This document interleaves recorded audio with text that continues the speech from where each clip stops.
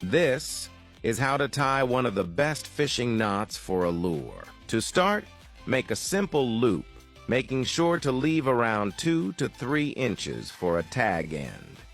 Now pass that tag end through the eye. Once through, bring it back and pass it back through the small loop you previously made.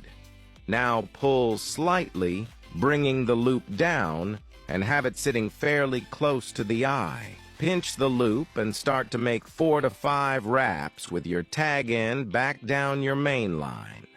As we wrap, we'd again like to say how much we appreciate the likes, comments, and follows on the videos.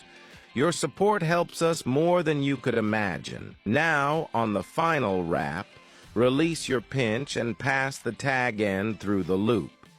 Make sure to pull it through slightly, wet your knot, and pull firmly on main line, cinching the knot down and securing your tag end into place. Finally, clip your tag end, and there you have it, the perfect Homer knot.